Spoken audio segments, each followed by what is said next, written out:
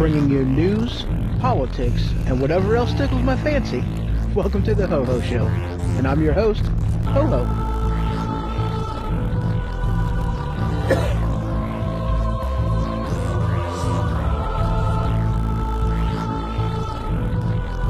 Alright, broadcasting live from the attic. You can check out my website, thehohoshow.com. You can follow me on Twitter. You can email me, hoho@thehohoshow.com. You can check out my YouTube channel and find me on Facebook. So welcome to the Ho Ho Show, and as always, I am your host, Ho Ho. Yes, I am. Alright, guys, I got a lot to get to tonight. I've got a whole stack of notes. Holy crap. Lots been going on. That's what happens when I'm not on for all that. You know, not that much during the week. Holy cow. Holy cow. So let's go ahead and dive right into it. The first article that I got, let me move this thing here a little bit. There we go. Let's see. This came from, it looks like, Vox roughly 12 hours ago. And, of course, I am using Flipboard for my one-stop shop in everything news. It is an amazing, little all-inclusive news hub. It's got all kinds of stuff in there. Very, very awesome. Love this app. Headline, more and more House Republicans are deciding they want no part of the 2018 elections. And of which case, yeah, I had to cough. So, yeah, they want no part of the 2018 elections. And for the most part, what I pretty much think it amounts to is they understand that they have failed miserably. And instead of, going forward with the elections and losing so horribly, they are, I guess you can say, bowing out gracefully, for a lack of better terms. Because they don't want to be proven that they have... They don't want to be shown by the ballot box that that they've totally let down the American people and that they backed out of their promise. And that's more or less what I think it amounts to.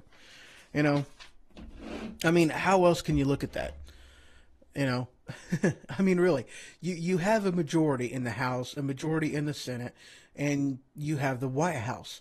So what excuse is there to not push forward with your agenda?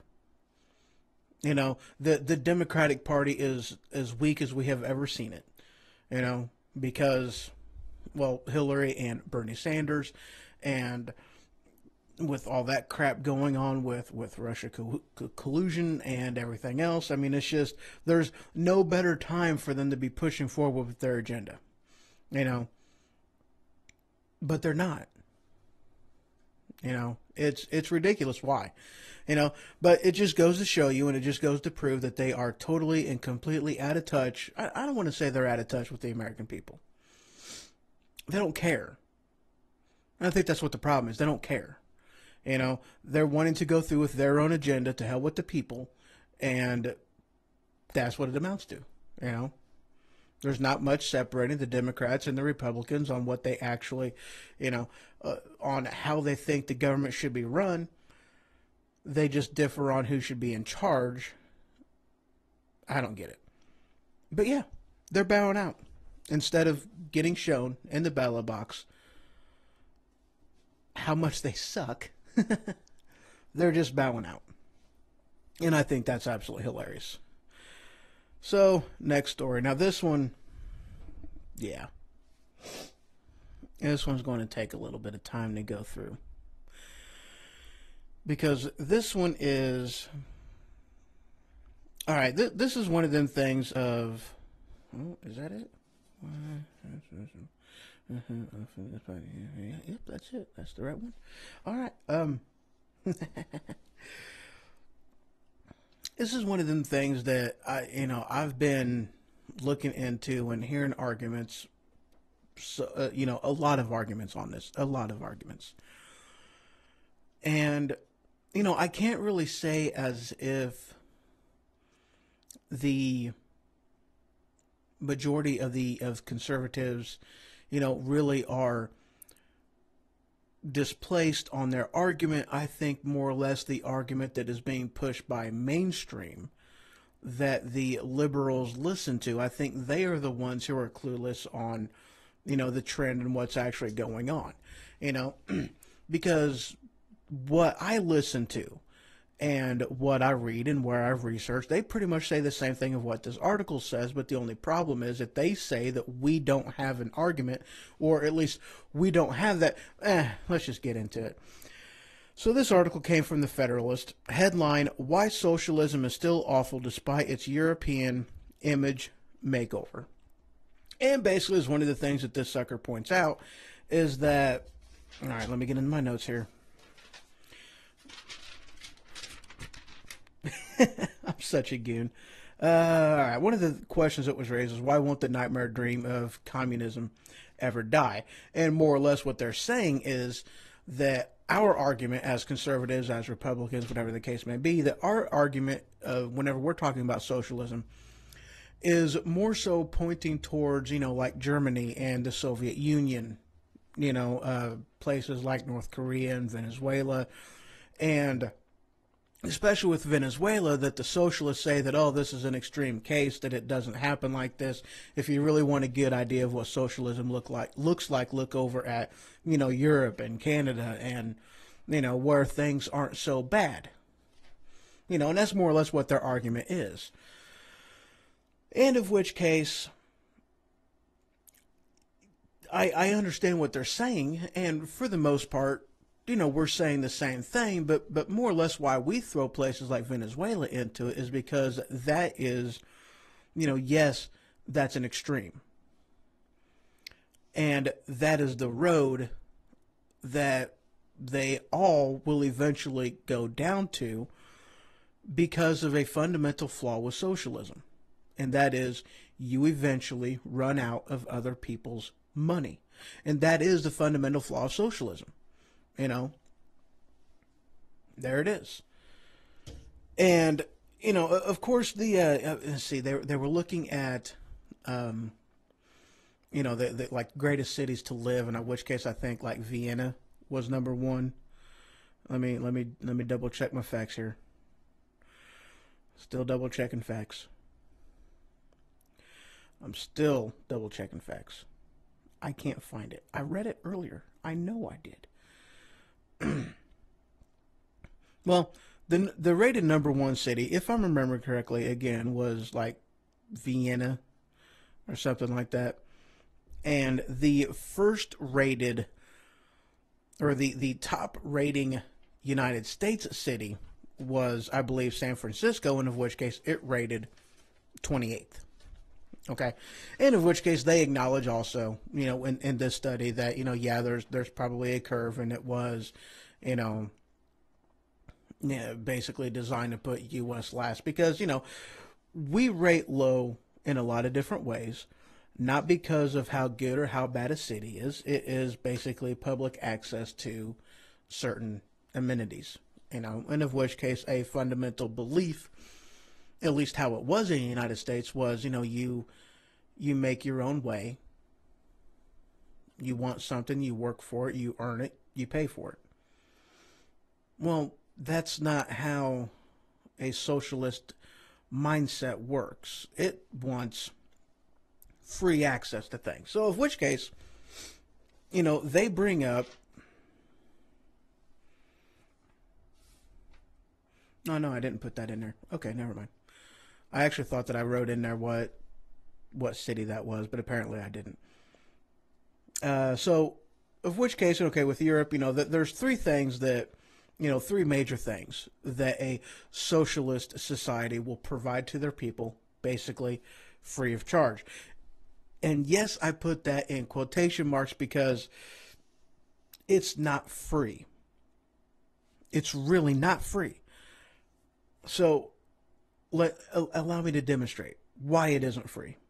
Okay, so of which case the three things that you get free out of Europe, out of Canada, and whatnot, places like that.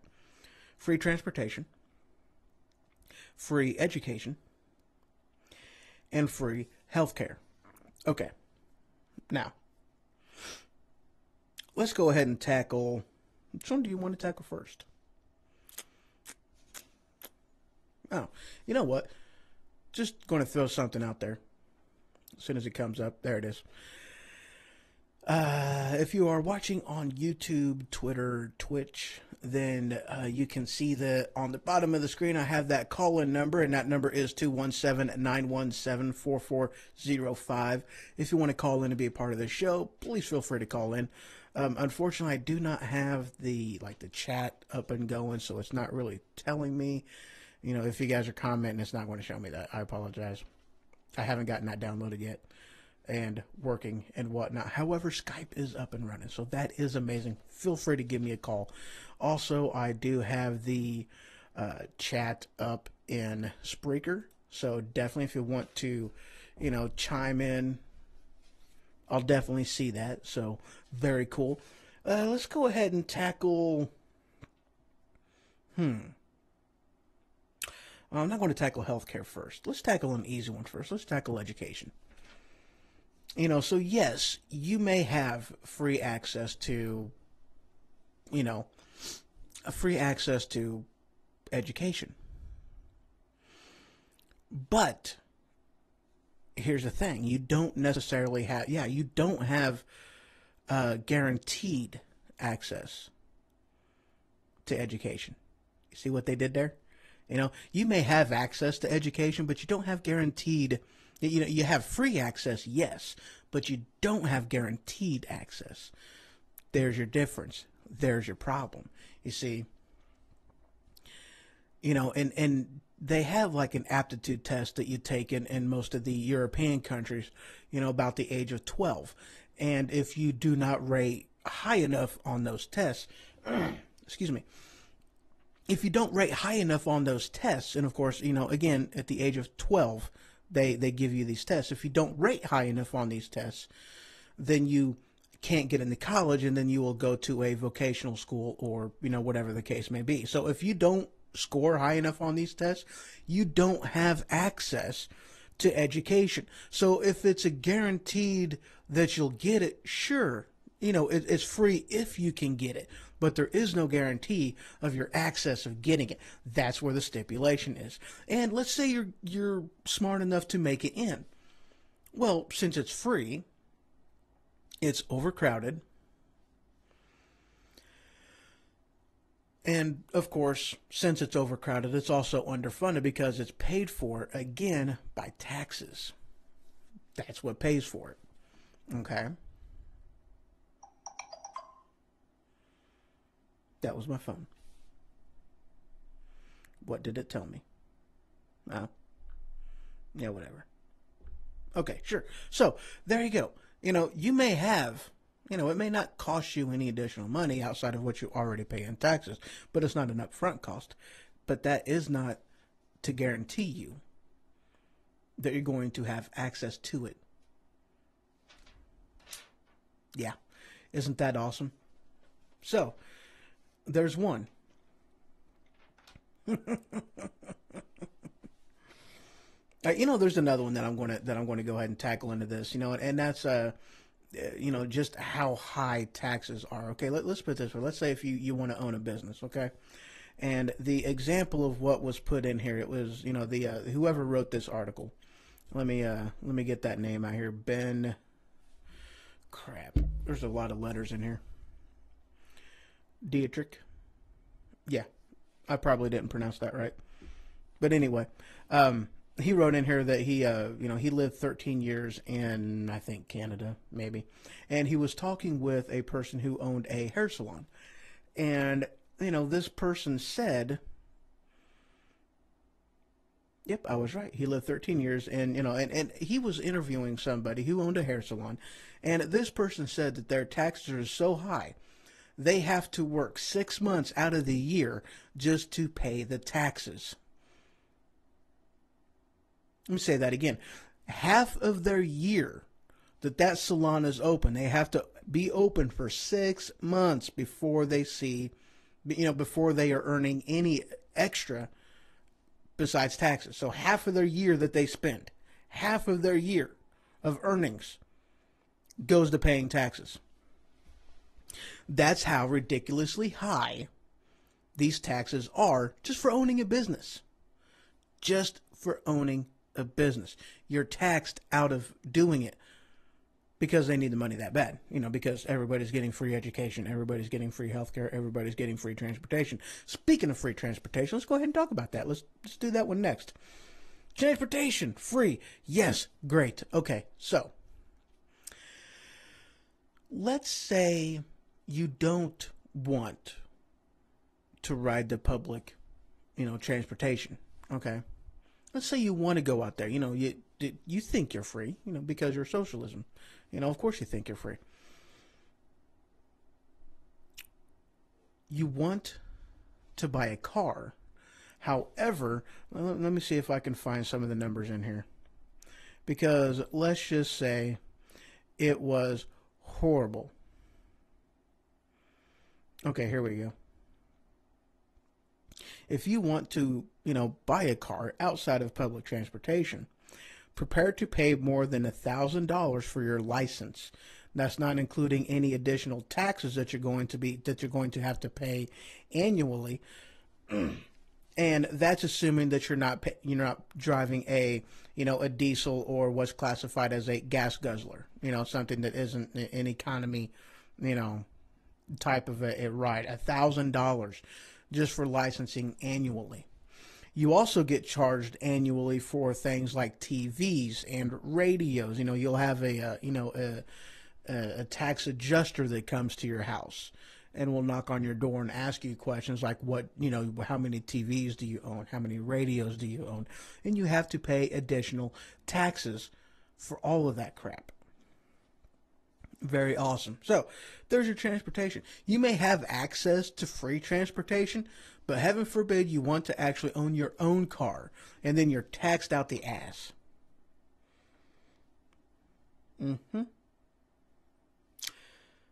So it's basically, they don't give you a choice. They tax you out of the choice. You see, that's one of the ways that a government will say, see, everybody loves our public transportation. It's not that they love your public transportation, it's because you have taxed them out of the option of doing anything but using your public transportation. See, that's what it amounts to. That's what they don't tell you. That's the flip side of that coin. They don't tell you that they've taken away your ability through heavy taxes to do anything but use their social programs, like transportation. Speaking of social programs, let's go into healthcare. That's the big one. That's a big one that's on the minds of most people today. Free healthcare. Sorry, free healthcare. Now that is only if you don't have a private health insurance. If you have private health insurance, they joke in here that, there's no line too long for you to cut in front of if you have private health care. If you don't have private health care, if you have the public health care, you're waiting in a line. See, just because, okay, well, let's just put it this way. You have a cold epidemic. Okay, everybody wants, they have free health care. They're going to use their free health care. So pharmaceutical companies only make so much. Regardless of whether the pharmaceuticals only make so much, they have, the cost of it doesn't change depending on, of course, where they're buying it. If they're buying it from, just whatever, doesn't matter. It doesn't change the price of something, okay? So you have all kinds of people wanting the same thing. And, of course, those that have private health care, they are automatically being put at the front of the line. So you're talking your public officials, your public service people, your politicians, your super rich, your famous, I guess, some of the people that would be, exempt from this, from the public healthcare sector, to be able to afford the private healthcare sector. So they're getting put on the front of the line, obviously, which is going to decrease the amount that they have available. Now, can't even You know, you're sick. You have public access to the health care. But there's so many people waiting in line and such a limited resources that you're not going to get help. You're not going to get the medicine you need. Just the way that it is. That's how it is over there. Long lines. Long lines. That's what free healthcare looks like. And heaven forbid you have, some type of a terminal disease like cancer. They don't really even treat that over there. Why? Because it costs too much. So they really don't even treat it. They may make you feel better. They may make you feel a little bit more comfortable. And that's only assuming that, the quantities are available for them to do that. But they're not going to try to fight it because it's not beneficial to them to do it. Read more into that kind of stuff if you don't believe me. It's called the full live system, the complete live system. Read into that. Death panels. I did a show on death panels already. So yeah, these are the things that they do. It may look all hunky-dory on the outside, but once you scratch underneath the surface on what it truly is like within a socialist society, it's not good. It's really not. The people are not taken care of. They are truly not taken care of. And the majority of these people who are really pushing for a socialist society, they are assuming, they are hoping that they will be at the top of the, at the top of the pyramid on the structure order of things, and that's why they basically advocate for it so much. Case in point, whenever they were doing, Obamacare, there was a lot of companies out there like, oh, this is great, this is good, this is amazing, and then the taxes hit, and they were like, oh, whoa, wait a second. We are, not supposed to be getting charged this much money because, we helped Obama out in getting this through and getting this developed and everything else. So, we're supposed to be exempt from this. And they said, oh, no. You're not important enough to get exempted from this. You're held to the standards that you wanted everybody else to be held to. And they were like, oh, shit, that sucks. If we know that we would have been treated as the masses, we never would have went along with this. And they were like, well, sucks to be you now, don't it? That was their attitude. And, quite frankly, yay to them, because that's one thing I completely agree with wholeheartedly, is any person who wants that socialistic type of environment, they should be held to the standards that they are trying to impose on everybody else. Because if they were held to those restrictions, they would never go with it. They'd never follow through with it. They would never pass such a bill that would treat them the way they treat us. Yeah. So that pretty well concludes this segment. I told you that was a lot to get through. A lot of information in there, And I don't know what the disconnect is between, I guess you can say, the people whom are informed and the people who claim to be the most informed. Because like I said in the beginning of this part, that, I've already heard these type of arguments. I knew exactly what these arguments were. I've heard them. I've read them. I knew this already. But the article states that basically is trying to claim that we had no clue, for some reason, that we're disconnected with what's actually going on, when I think they are the ones who are disconnected on what we truly believe as conservatives, as Republicans, as libertarians. That's where the disconnect is. These people are clueless. All right, guys, I want to take a quick break right here, and when I return, let me make sure my stream's looking good right quick.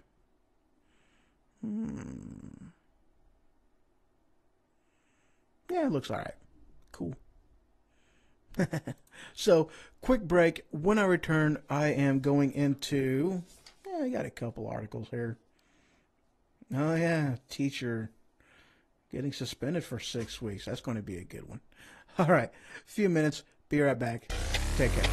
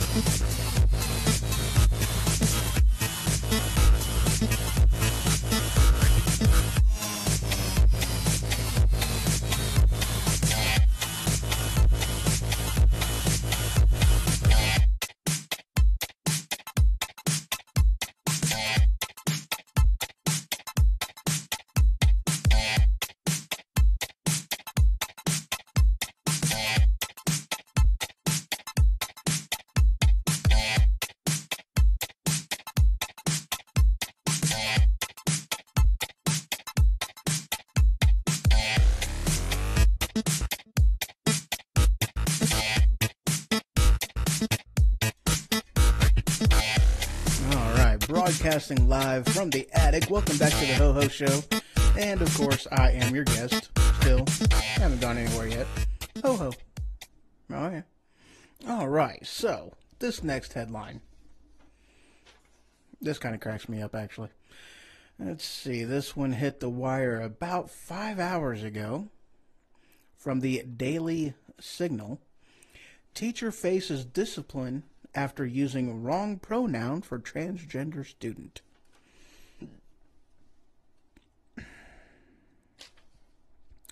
You know, quite personally. Oh, yeah, and he was, I like what the charge was. The charge was misconduct for misgendering. Completely made up charge. And he's suspended for 6 weeks. Which I thought was complete and utter horseshit. I mean, come on, guys. Really? How...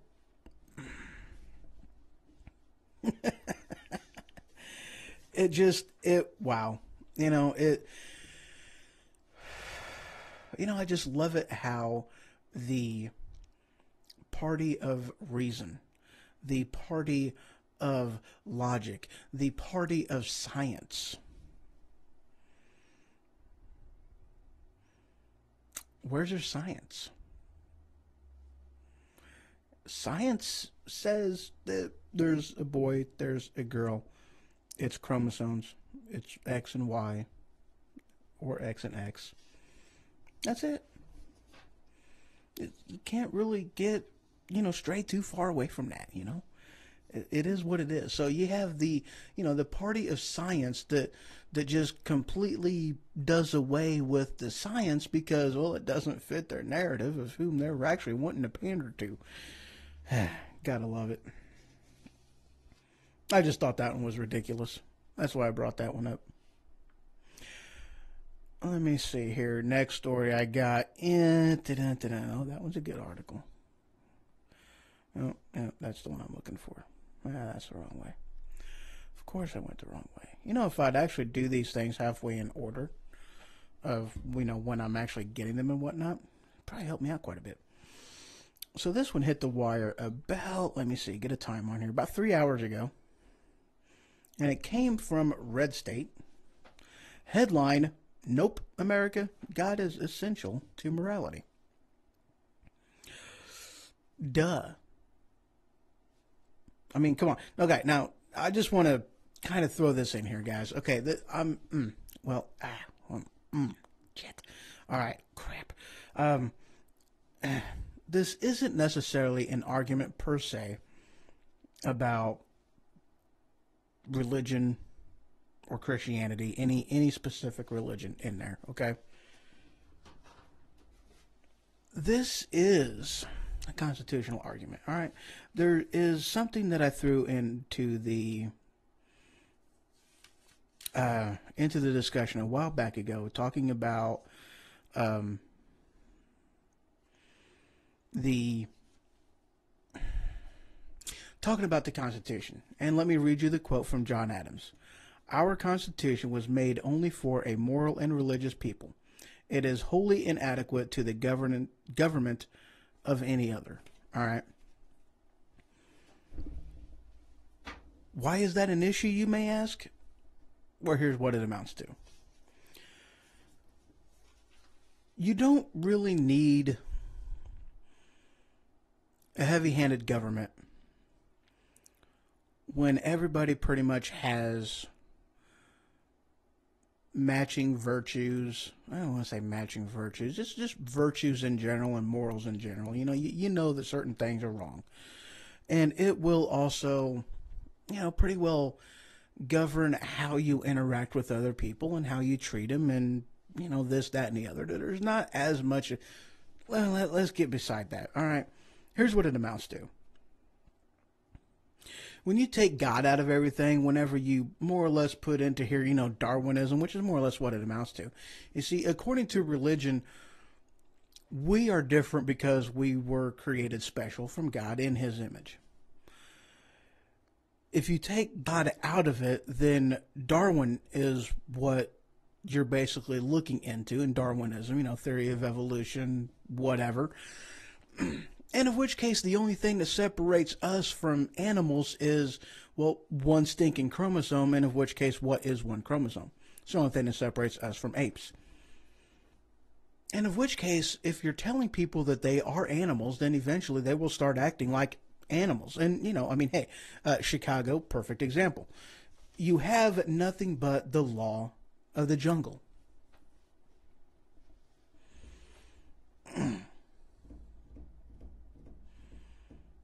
Yeah, the law of the jungle. That's what you're seeing in today's society. That's how we're acting. We're acting like animals.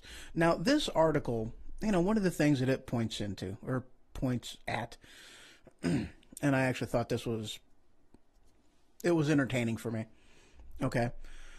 I didn't get into it because it was just, not that I didn't understand it, but it was disgusting to me. So I didn't read a whole heck of a lot into it. I'm just going to be honest with you. I really didn't. But the gist of it, and here's one of the things that you're talking about. They're talking about cooperation, not whatever. It more or less throws into it, a why not to robbing somebody. Okay, well, he was more or less what the argument amounted to. And this is a morality-based question. If you're on a bus that doesn't have a lot of people on it, across the aisle you see a lady whom is blind. Well, the reward is great, or the possibility of that reward is great. And the consequences of your actions are very negligible if you decide to steal her purse, her wallet, okay? Because she's not going to be able to identify you. She can't identify you. The chances of, you getting away with it are high because, nobody's going to see you because there's not very many people on it. By the time she realizes it's gone, it's going to be too late. And that is assuming that, it's open, I guess, so we'll assume that it's open and her wallet's like right there, good, easy. He can reach in quickly, grab it and be gone before she even knows the thing is missing. Why wouldn't you do that?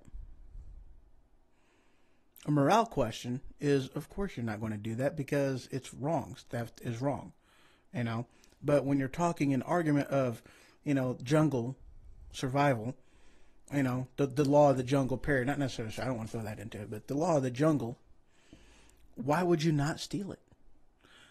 The chance of you getting caught are slim to none. The reward for doing it is great. The money's right there. The cards are right there. You can use it without, getting caught within any reasonable amount of time. She can't even identify you in the lineup. So why wouldn't you steal it? There's no argument to be had against doing it. That's what happens when you take morality out of it. It's exactly what happens when you take morality out of it. So yeah, of course, and these are things that, people of religion and religious people, they know this by virtue that this is what happens when you try to remove God from the equation. So moving on. All right, let's see here. This next article. Now, this is something that I haven't actually talked about yet. Haven't gotten into it. Last week, I think sometime last week. Not 100% sure when this happened, actually. Of course, I read about it. Oh, yeah, there it is. But this hit the wire about 5 hours ago, again from the Daily Signal. CNN fails to include unborn baby in Texas church shooting victim tally. And of which case, I actually read the quote, and, it's kind of like they did, but at the same time, they didn't. Because their post that they did said, was mentioning the church holding a vigil for the gunman killing 25 people and an unborn child 1 week ago. So this was 1 week ago from yesterday, so it was a week and a day ago. And of course, the gunman, he killed 26, and he wounded about 20 others. And he was engaged by a former instructor for the NRA. And it was, a definite tragedy. Again, this is something that I hadn't talked about. Hadn't been on, really since this actually happened. I don't believe, at any rate. And but yeah, 25 people killed, and just it was one of them things that, the left, of course, wants to throw in there gun control, gun control, gun control. But here's what they don't want to acknowledge. Okay, see, if they would have done, the problem with this wasn't the law, because the law was clear. He shouldn't have had access to be able to go out and buy a gun. If I'm remembering the correct person, he was dishonorably discharged from the military. I'm not sure if it was Army or Marines or whatnot. I really have no idea. I don't remember. At one time I did. At the moment, I can't recall. So he was discharged, and in which case, if they would have done their paperwork correctly and they would have reported this, then he never would have been able to get a gun. So there was a breakdown in the system. There wasn't a problem with the law. The problem was a breakdown in the system. A law would have done nothing but prevent the person who shot him down, who prevented, who made it to where the gunman only shot 26, wounding 20 instead of killing many more. Who knows what the death tally would have been had the law been out there that wouldn't have done anything to stop this guy from getting the gun, but it would have possibly stopped and probably stopped the legal gun owner from being able to go out to his vehicle, grab a gun, and neutralize the threat. Very much worth noting. Most gun laws that they feel as though they need to throw out there because they have to do something, heaven forbid they do nothing, even though doing nothing is generally what they should be doing. actually finding out what the problem is and then, going after that. And again, it's one of them things. It's a heart problem with all this crap. If you are treated like an animal, you're going to start acting like an animal, and in which case, this is how animals act. There you go. Moving on. Yeah, I'll do a few more and then I'll go to another break. I'll do 2 more and then I'll go to another break. Maybe 3. Yeah, 2. Yeah, I'll do these 2. Alright, so, moving on. Let me find this one in here. Do. Nope, that ain't it. That ain't it. Oh no. I think I'm going the wrong way. Oh yeah, that's a good story. Can't wait to tell you guys about that one. That one's pretty cool. No, not that one. I ain't touching that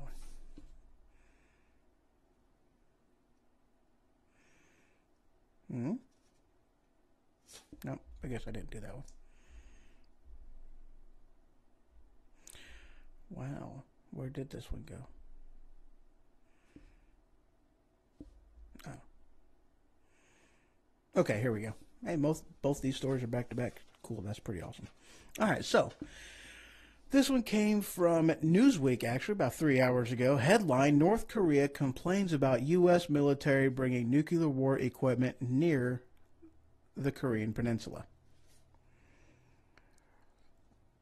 And basically one of the things that they're talking about is, now this was...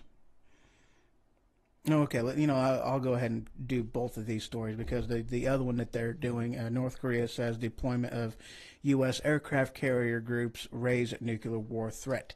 Now, here's the thing, all right? One, this article basically dates back to, it started, I guess, October 21st. So you're talking 3 weeks ago that this was, about 3 weeks ago that this really even started. And one of the articles points that, we've been doing war games for basically nonstop for like a year over there.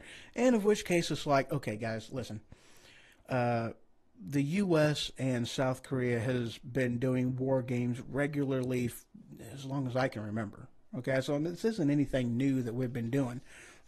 I'm sure that we have ramped things up a bit and are doing more because of the threat of North Korea nuclear attack. But that's not to say this is anything new. Not at all. Okay, so they have no leg to stand on there. And I guess that we deployed 3 of the largest aircraft carriers in the world over there, which I thought was kind of cool. Especially considering one of them actually I think is kind of... And let me see. One of them I think is like the Ronald Reagan. Yeah, the USS Ronald Reagan. Yeah, and again, this came from October 21st of 2017. So, I mean, this isn't a new story, So, a couple of the other news in here, or notes, points, things, whatever, in here. Let's see, South Korea and U.S. Yeah, okay, so I've covered that already. Okay, there we go. All right, so North Korea says that with the strike, with the strike posture, is what they say. War game with South Korea.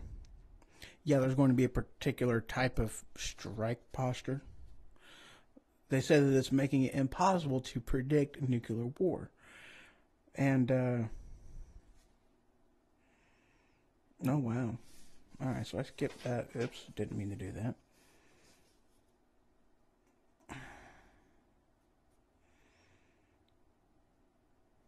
So I was talking with somebody not that long ago about, a possible North Korea nuclear strike. And of which case, now I could be wrong on a couple points in here. Yes, I do believe that they have the weaponry that is capable of reaching U.S. shores. But I don't think they necessarily have the technology in order to fire their weapons accurately. So that's one point. And truth be told, I really don't see Again, they could have that technology. That's not necessarily to say that they don't, but at this point, they haven't demonstrated anything that says that they do. Any tests that they have done, none of them have, at least of what I can remember, none of them has proven that they have the capability to actually reach our shore with their guidance technology. That's not to say that their missiles aren't capable of doing it, but it doesn't appear as though they have the technology to actually get it there accurately. Okay, so that being said, one of the things that I told them is that I really don't see a nuclear threat coming from North Korea as much as I do, because they're not the ones that we really got to worry about. Okay, that's a yes and a no. If they do have the capability to get all the way to us, the guy has been raised as a god, and I put that in my finger quotation marks. He has been raised and treated as a god, and that does something to your brain. That does something to you psychologically. He believes himself to be infallible. So, yeah, if he feels threatened enough per se, he very much could lash out violently, and we don't want that.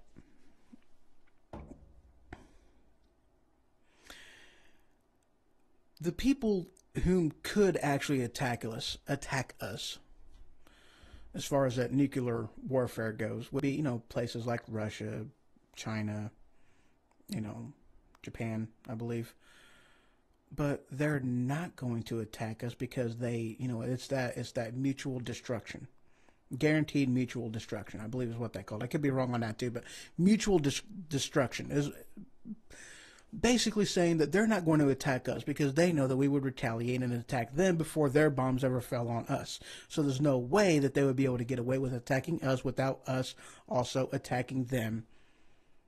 Mutual destruction. Okay? That is a type of, what's that word I'm looking for? Responsibility that comes from somebody whom has earned his way into the nuclear race. Okay? You understand that mutual destruction. To somebody whom has basically bought the technology and hasn't, earned it themselves and figured it out themselves, there's a different type of responsibility that they don't have. See, they're not responsible for the weapon, for using the weapon, because they're not the ones that actually made it. Psychological thing. I'm not going to get into that. Anyway. But when you have somebody whom is just a wild card like he is, you never know. And if he does go as far as to attack, I am more fearful of him attacking one of our allies than actually attacking us. And of which case, if he does that, the only people to blame for that would be the United States. For two reasons. One, and now again, and this is referring to, the article that I was just talking about.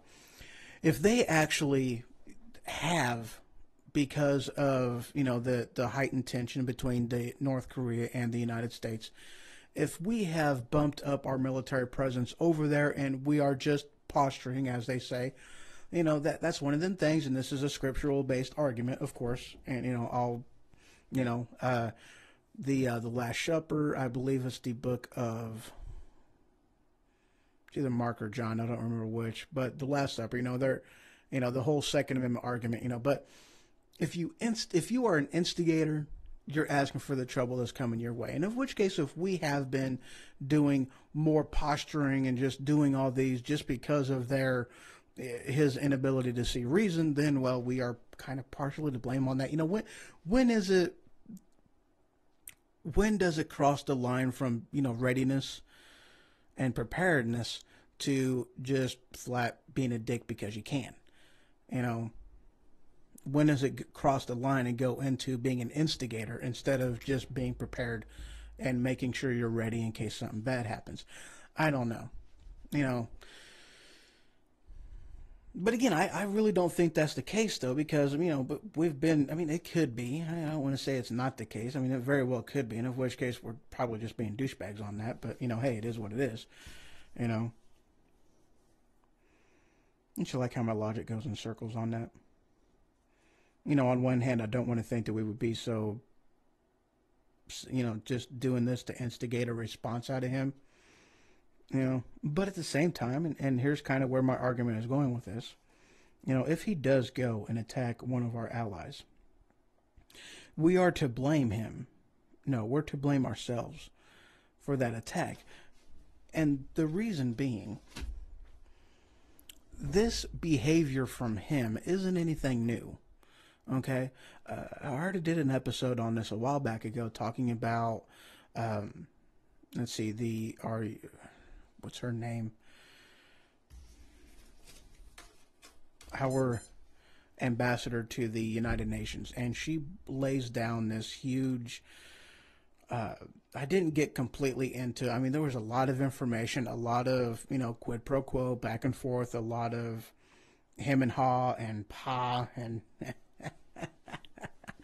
there was a lot of information that was tossed into this article in a very short amount of time. And basically, it's a 20-year history between the U.S., UN, and North Korea.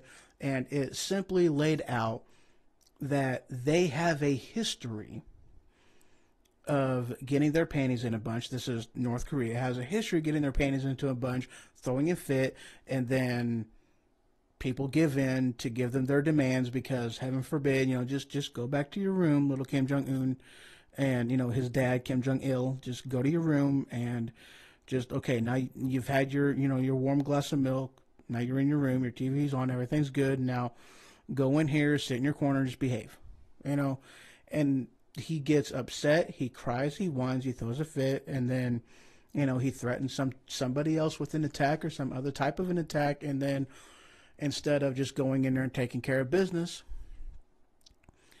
he makes all these threats. Now,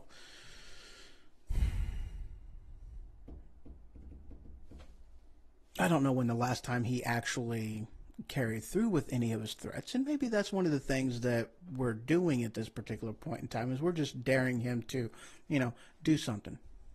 Go ahead. Hit me. Hit me. I ain't going to hit you. You hit me first. Let's do this. If you want to dance, let's dance. The music's already playing.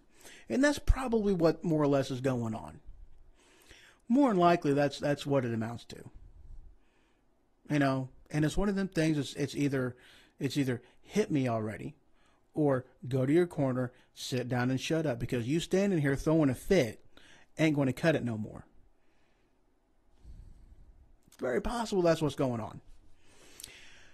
I can't really get into the minds of everybody involved in this. There's way too many people to be getting into their minds on this. But that sounds like a pretty accurate assumption or representation, I guess you can say, of quite possibly what's going on. I could be wrong. I've been wrong on things before. But that feels right. You know what I mean? That feels right to me. That's what they're doing. It feels right to me. It makes sense. It very much makes sense, because otherwise we can't just go in there and take care of the problem, whether it be covertly or any other way. We would really have to cover our butts on how we take care of it. But if we kind of, say either punch me or shut up already. Enough is enough. Sit down. Be about it, or just shut up. Either way. Don't speak about it, be about it, do it, whatever. And that could be what's going on. Because otherwise, how are we going to get in there and take care of the problem like we actually need to do? Go in there and take care of the problem. I don't know. A lot going on now. So I've got, it looks like 4 more things to cover. So I am going to go ahead and take another quick break. And when I return, I'm going to cover some Antifa, talking about, oh yeah, another First Amendment challenge, a little bit of Game of Thrones news, and then some tech news that I'm actually very excited about too. So, yeah. So that's what I'll cover when I get back. So, just a couple minutes and I shall return. Let me find this. There we go. Nope, that's not it. There we go. All right, couple minutes, guys. Be right back.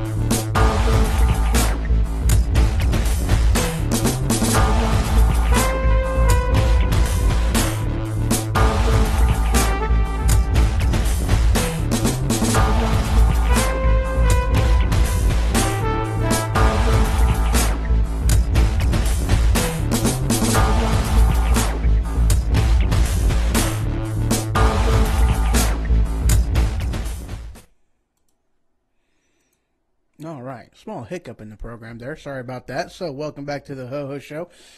I am your host, Ho Ho, and I'm broadcasting live from the attic. I hate coughing. I really do. It sucks. All right, so, wow.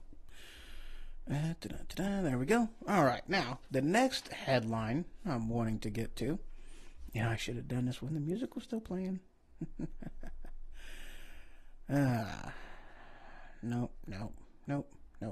Nope. Oh, wait, there it is. Okay, here we go. Now, this came from... I hate when that happens. This came from... Okay, so it hit the wire about 3 hours ago. And this came from... It still is not showing up.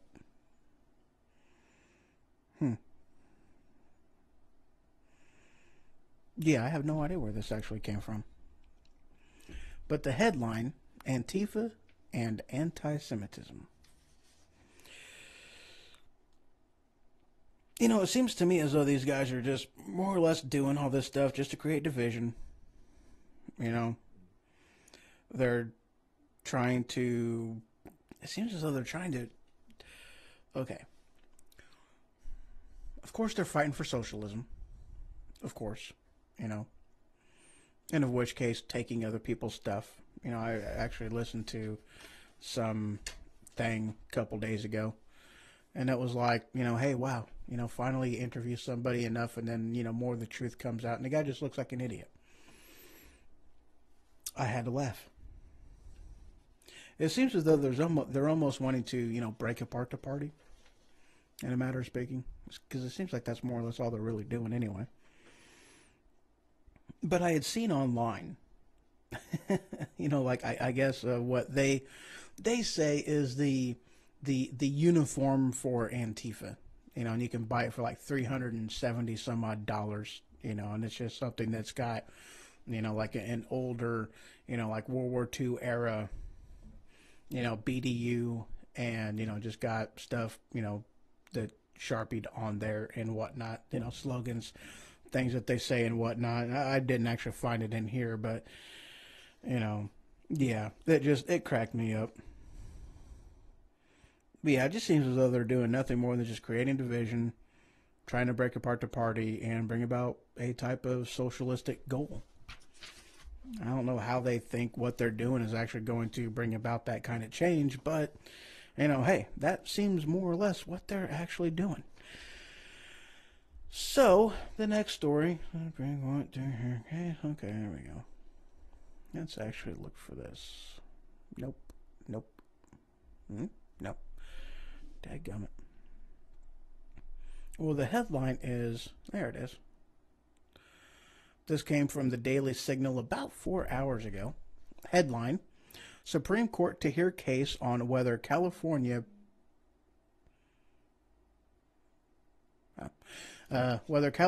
pro-lifers have to promote abortion. And in which case, my argument kind of goes a little bit of a different direction.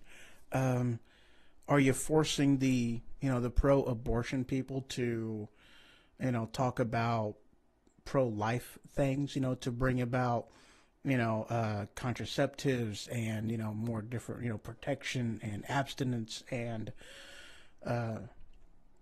adoption? Are they forced to talk about things like that? Or is this, as I'm sure it is, a one-way street that is basically forcing pro-lifers to promote abortion, which is more than likely, that's exactly what's going on. This isn't a two-way street. Whenever it comes to liberalism, it never is a two-way street. And that's one of the things that completely agitates the holy hell out of me. I was talking with somebody about something a while back ago, and it was like, oh, well, you're wanting choice. And she was like, yes, I want choice. And I go, okay, cool. So do you do this? And like, no. Okay, so you're wanting them to have choice. Yes. So why aren't you giving them the choices to have? It's a one-way street. And again, that's what this is. It is a one-way street. This is a huge strike against the First Amendment. Okay? It's a huge strike. And truth be told, I really, really hope, I can't say as if I have any reason to think it would go like this, but I really do hope that the Supreme Court holds up the Second Amendment. Because the Constitution protects people. It doesn't allow, nowhere in the Constitution does it allow coercion from the federal government. It's not in there. To force people to do something. No, there's nothing in the Constitution that gives the government, the federal government, the ability to do that. There's nothing in there. But there is something in the Constitution that gives an individual the right to have those views and to run their business accordingly. I understand, equal opportunity, whatever. But that's different. It's a different type of argument. Okay? We're talking about life. And again, this is also one of the things, it's like, okay, so science. So if your argument on whether somebody is dead, if your argument, on somebody that is dead, with having a heartbeat, okay, well, a baby's heart is beating, 2 months into a pregnancy, within the first trimester, okay. If brain function is your argument, it's like, well, okay, all right. Well, how about the guy that's in a vegetative state in the hospital? So why can't you just, shoot him or, pull the plug on him, and that's called murder. Otherwise, you see what I'm saying here? Okay, so it's not a self-sustaining life. Okay. Well, how about those that are on a respirator?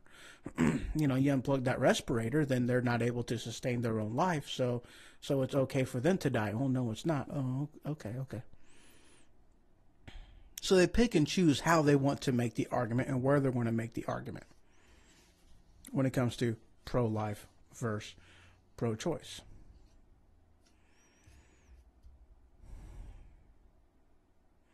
You see, I'm pro-choice too. You have the choice to use the condom. You have the choice for abstinence. You have the choice for adoption. I just don't like the one choice. You know, it's one choice. I don't like it. Part of that is because I have actually researched what happens when they do that. And it's horrible what they do. This next article, now we're going into a little bit of a lighter portion of this. Winding down the show, heading towards the end on the final stretch. This is coming from Nerdist. Came out about 5 hours ago. And this, I gotta admit, this actually cracked me up.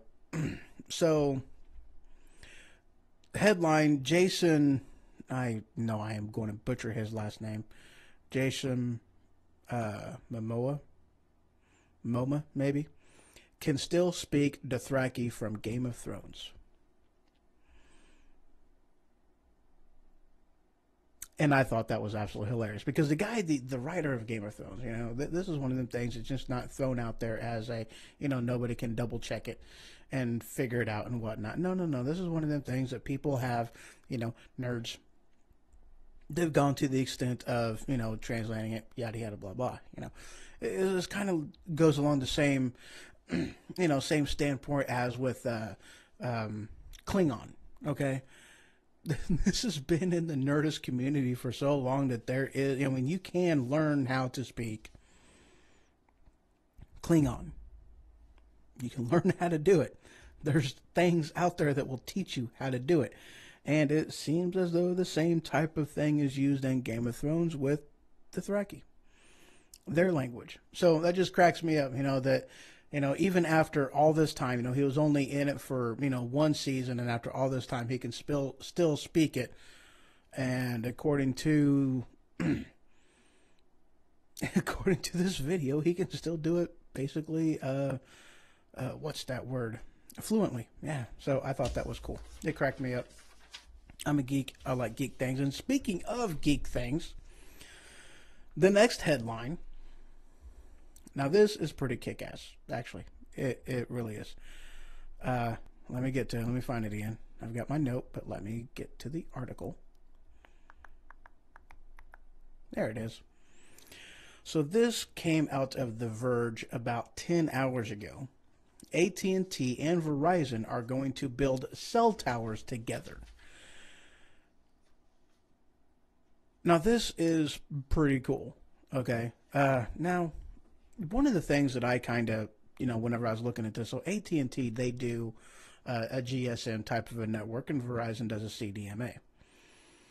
So they are basically talking with a tower building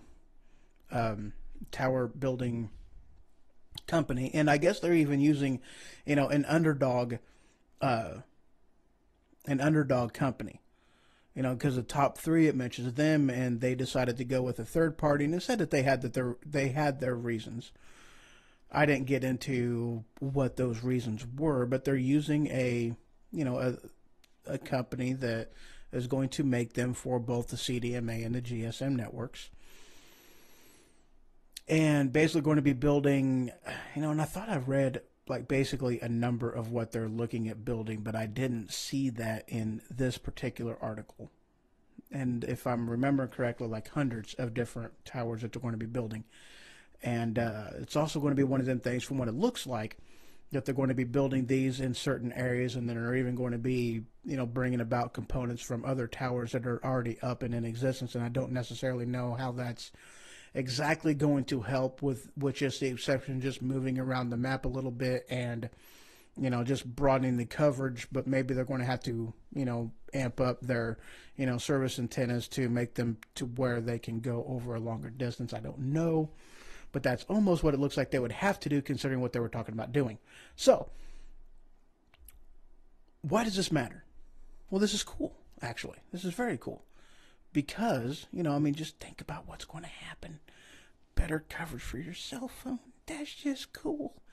It really is. I mean, it's just awesome. You know, this is what happens when you allow companies to innovate, to, you know, really grow. You know, that's just why I think it's cool. You know, it really is cool. So yeah, that pretty well concludes the show, guys. I thank you very much for tuning in and joining me this marvelous Monday. I hate Mondays. All right, guys. Well, y'all take it easy. Have a wonderful day. Thank you for listening, and I will talk to y'all next time. Adios.